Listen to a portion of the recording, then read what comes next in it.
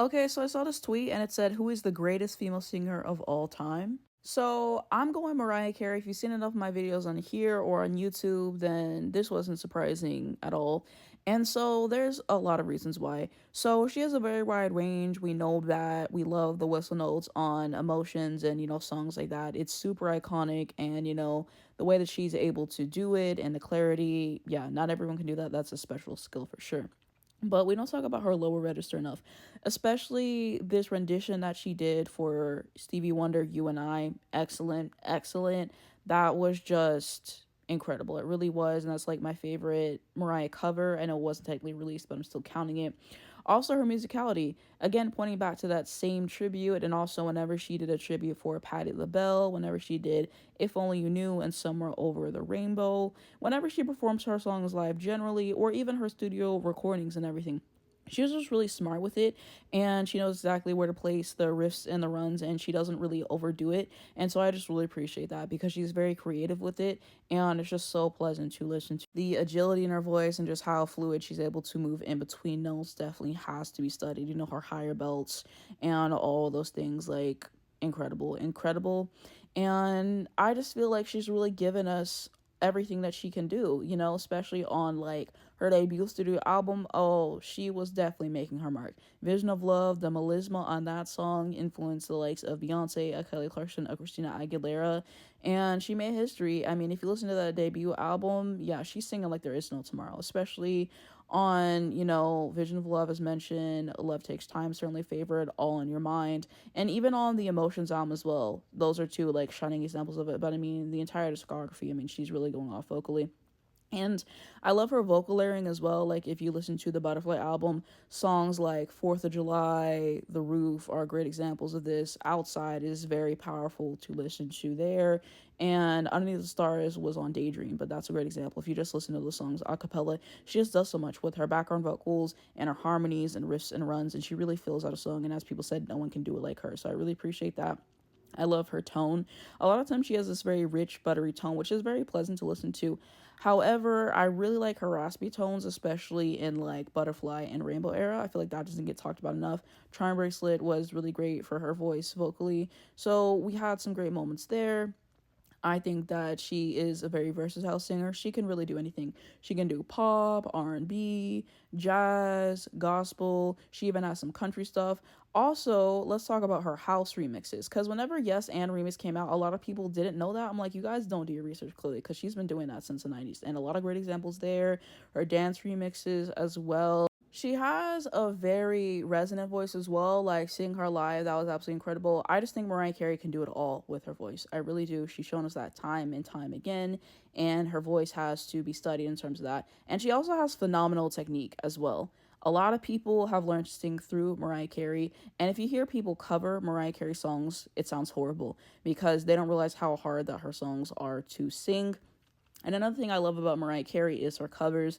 Her rendition of Without You was great. I really enjoyed her version of Don't Play That Song, Against All Odds, One More Try. Like, she's always going to make a song her own and take it to the next level, and I always prefer her cover over the original. So yeah, I think that there's a lot to like about Mariah Carey's voice. I basically just think that Mariah Carey can do anything with her voice, and so it's mesmerizing to listen to, and it's preference at the end of the day, but that's why she is my number one.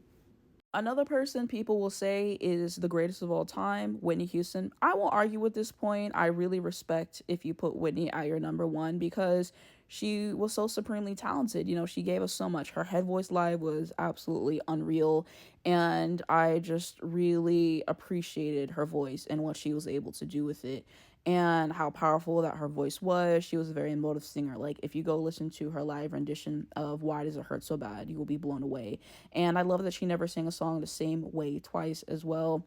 I love her rendition of the Star Spangled Banner. I think that's the best rendition of that song. And she's given us a lot of material to, show why she is one of the best to ever do it.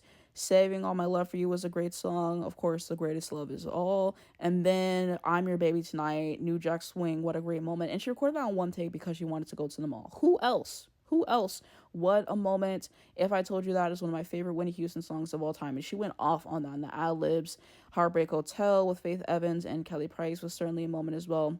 Love of Her Life is my favorite Whitney Houston song, as I said before. And so there's a lot to love. There really is.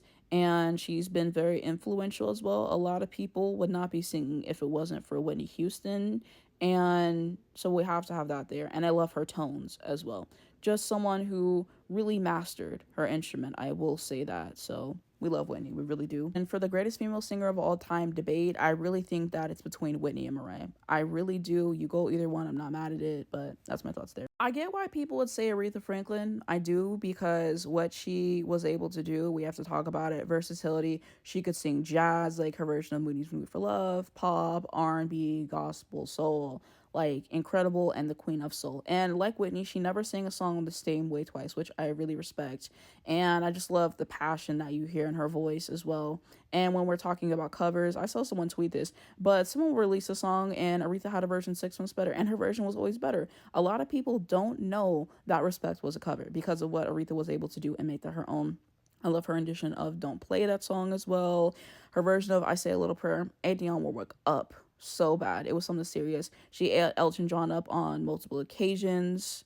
Yeah. And I love Aretha, I do. And without Aretha, you don't get a Whitney Houston. You don't get a Mariah Carey because she influenced them and so many. And I just really appreciate what she was able to do for her era.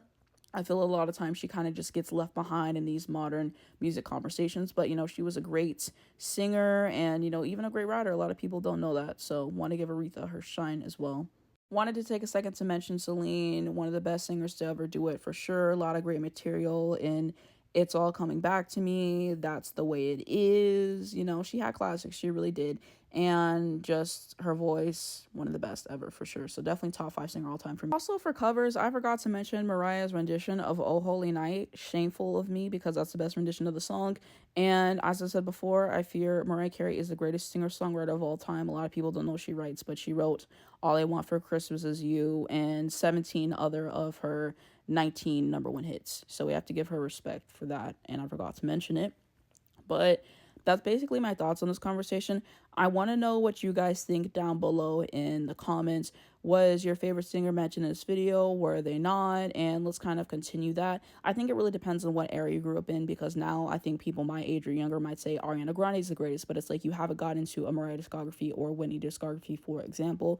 And I think that sometimes it's just like there's certain things that singers have that people are going to inherently value more, whether that be range, whether that just be how your voice sounds. Like there's so many different things, and I think it ultimately boils down to personal preference. So for me, Mariah's number one. You could argue Whitney being number one, and I won't mind it. I really think it's between the two of them, but I really get Aretha. I really do. I love Beyonce, but I wouldn't say she's the greatest, though she's one of my favorites of all time for sure. And I'm going to do a video on my YouTube channel, Anastasia25, hopefully sometime this year, and I'm going to share my favorite singers of all time, male and female, and kind of give the characteristics of their voice that I really like and just talk about it in depth, because I think that this is just a really interesting conversation and everything. But yeah, I think there's a lot to like about all the singers that I mentioned, and even ones that I didn't mention, like Brandy is certainly a favorite for me, and the list just goes on. But yeah, let's continue that conversation down below in the comments.